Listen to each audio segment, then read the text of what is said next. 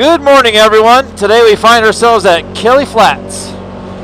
It is a brisk morning, about 55 degrees out.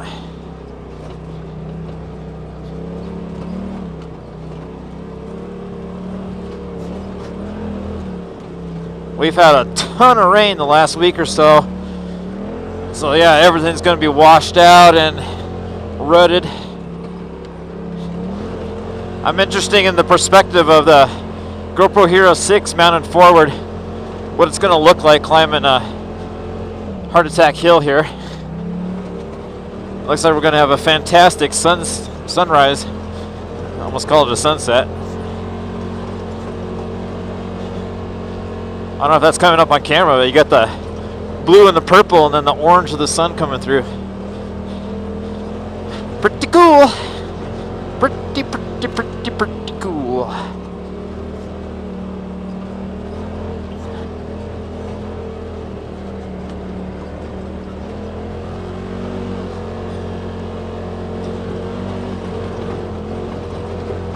Coming up on 1,000 miles on the 2018 RZR Turbo.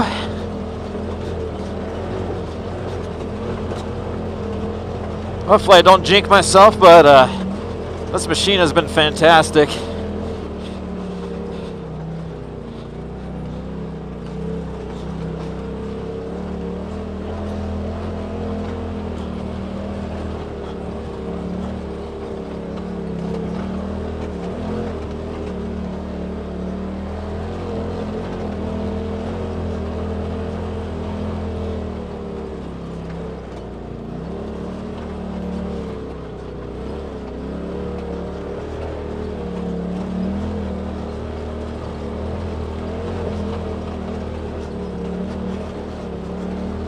Love having the turbo at altitude.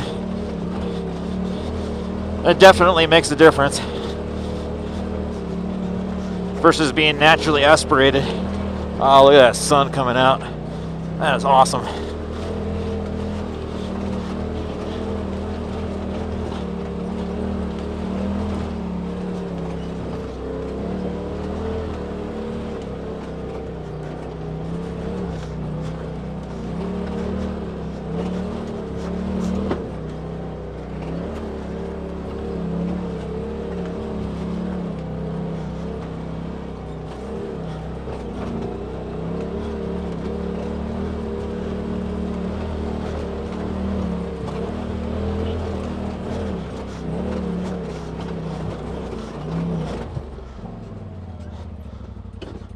Gonna take some photos here. We'll catch you on the flip side. Alright, we're back. So as I was saying, coming up on 1,000 miles on the 2018 Polaris RZR XP Turbo. And what a fantastic machine. Absolutely no problems whatsoever with anything. Starts when I want it to, nothing's broken. Again, I don't want to jinx myself. But yeah, what an awesome sunrise. The only thing I will say, breakage-wise or maintenance-wise, is that the front diff is starting to seep a little bit out of the axle splines, which means that central hub is starting to leak. And that central hub is designed kind of funny in that it's two pieces, and it uses almost like a freeze plug to seal both ends. And that ends up leaking on some units. Some guys replace the whole differential. Others will just replace the center output hub. But then that ends up leaking. My solution and a couple other solutions is to actually just silicone the back end of where that plug is and where the axle stub meets. Essentially, you know, it's $10 or free, however you want to look at it. I think that's the way I'm going to go to seal it up. The other thing is that the rear axles are clicking more than I would like. But it isn't really noticeable too much on the trails. It's more like out in the street when I'm loading it up on the trailer. and moving it around. So when the tires and everything are binding on the pavement, the axles are clicking. So I'm not gonna run out and get axles right away. I'll probably just wait for them to break.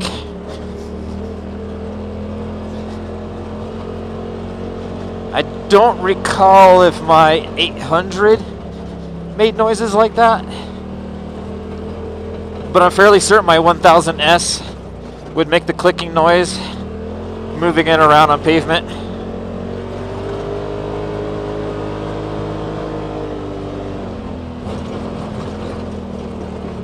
So yeah, it is what it is, I suppose. Other than that, it's been maintenance free. I wish they would redesign where the oil filter is. It's kind of a pain in the ass where it is and leaks oil everywhere. I was doing 25-hour service intervals, but now I'll switch to 50. At 25 hours, the oil was super clean, so I mean, it doesn't hurt anything really to change it early, but based on how clean it is, I'll go with Polaris's recommendation and do it 50 hours on the oil.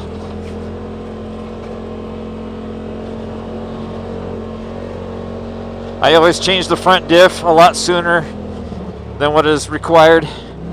It gets dirty fast, and it doesn't hold very much oil. It's around 8 ounces.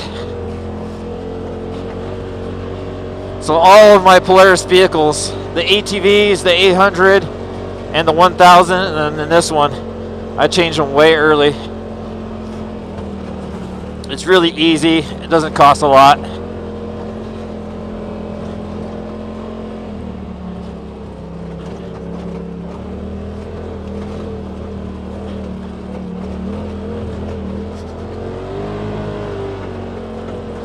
A lot of guys complain about the low gear on the 2018 and really the 2017 compared to the 2016 RZR Turbo. Polaris did raise the gear ratio, and by raise it's actually lowering the number. Kind of how that works, it's kind of opposite. I can't say, that's tough to say. Could it be lower? Yes. Does it need to be lower? I think with the torque of the turbo, it's okay. Maybe if it were naturally aspirated, you'd notice a difference. But being a turbo, I think the low-end torque overcomes the higher low gear.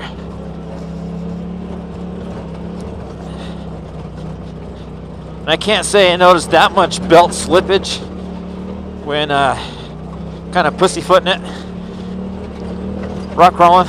So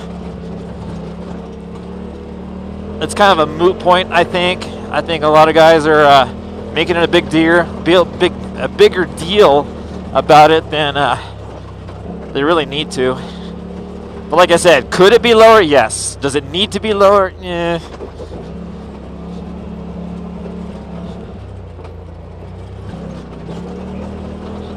I've done one actual night ride. The headlights were fine. I could see plenty good.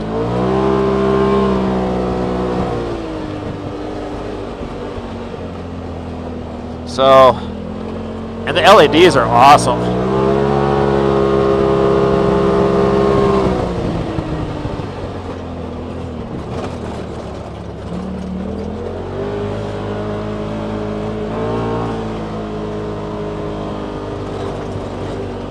These stock 29-inch bighorns that come with the machine are an excellent all-around tire. I've definitely have come around on my opinion on bighorns. We're coming up on August, which means I'll probably switch to the bighorns maybe in October for the snow traction.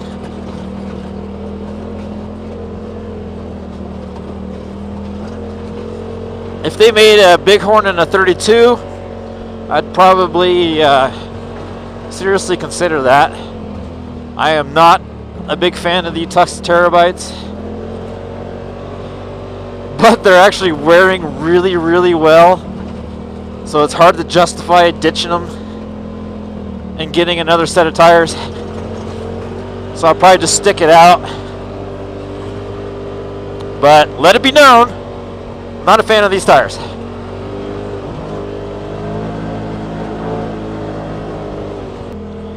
So overall, I can't say I've had any issues with the driveline. I haven't had, I haven't broken any axles. I switched out the front lower A-arms and then the lower radius rods to the Trail on Rocks edition. And those rear radius rods, I mean, they're solid bar steel. You're not going to screw anything up that. If you catch a rock and break those, you're breaking other stuff. So, yeah. And the front lower A-arms are a lot beefier than stock.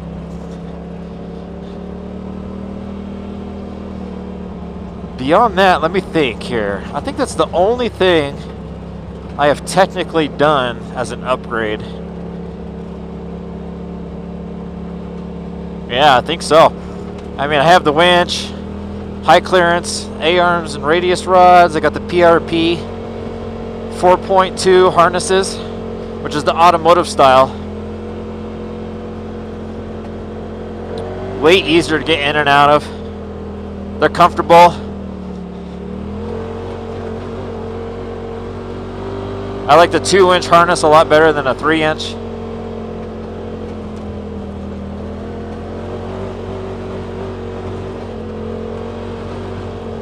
Got the GoPro mounts.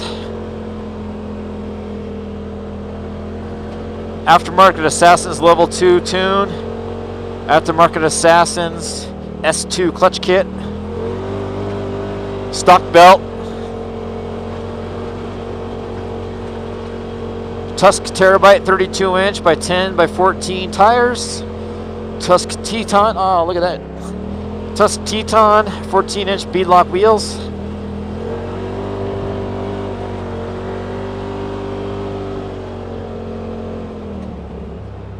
How many hours do I have on this thing? I have 75 hours.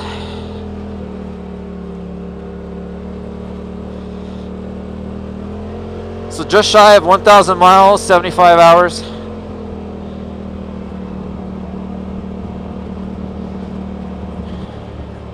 Pretty much all of my other machines, especially the 1000S and the 800 LE, it was pretty much 10 miles per hour that I averaged. The ATV, I think I was just under 10 miles an hour. Might have been like 8.5, 9 miles per hour. So this one, you can see, having an XP chassis and a turbo engine, my miles per hour has gone up significantly. After the onboard footage, I figure I'd do a walk around of the 1,000 mile RZR Turbo.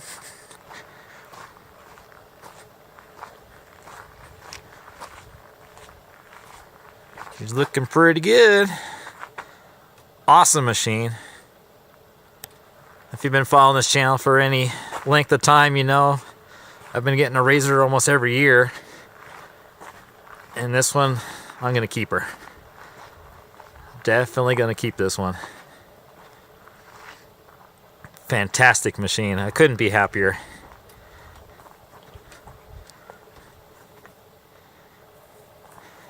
Back in, showing those Trail on Rocks edition high clearance radius rods. Tusk Terabite tires, 32-inch.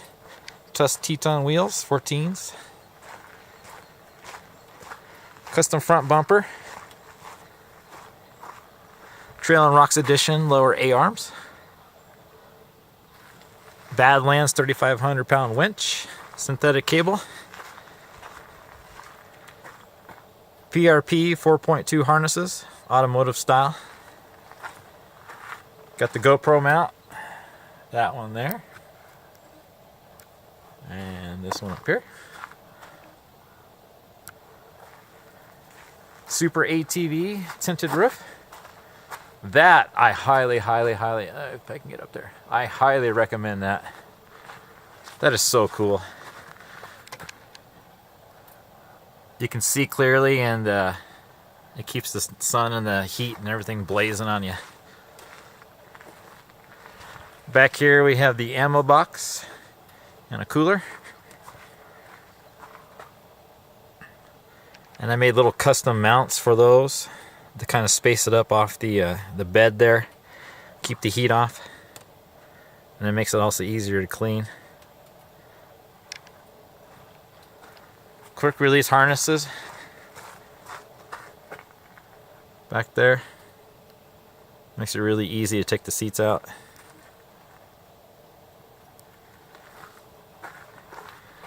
GPS mount. Basically, it's an old iPhone 5 that I use for GPS. Cool, cool. Oh, I guess back here. Where is it? There it is. Another power port back there. But overall, man, awesome machine.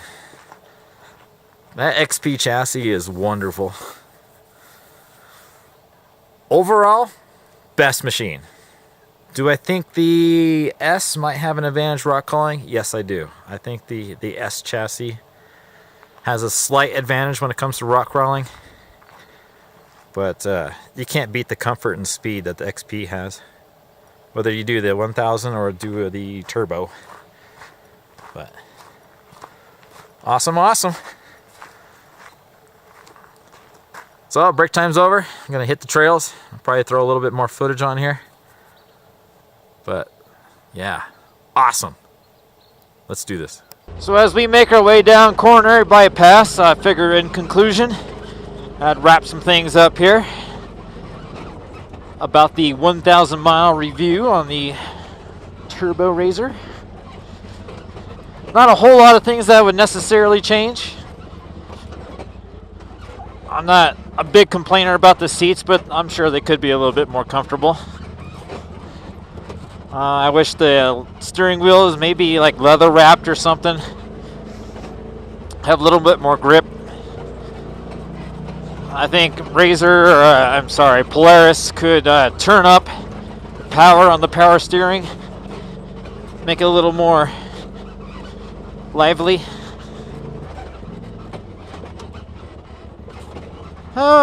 Should probably come with 30-inch tires, not 29s.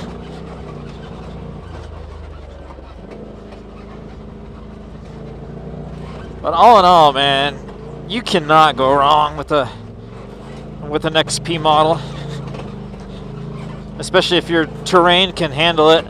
If you're in a tight wooded area, the S model 900 or the 1000 is definitely the way to go. I think for the majority of UTV and side-by-side users, the XP chassis would be their #1 choice. So yeah, thanks for coming along. This is a Bullet Outdoors YouTube channel. Over here off-roading at Killy Flats. And I also hit up a 7 mile on Swamp Creek as well this morning. Pretty good day. This says 44 miles, but with the bigger tires, it's actually a little bit off. What does this say? 48 miles today. Not too bad. If you like what I do, please subscribe. If you like this video and you like RZRs, give it a thumbs up. And yeah, what a good day. Trying to beat the rain. But this is a Bullet Outdoors, and I'll see you next time. Peace.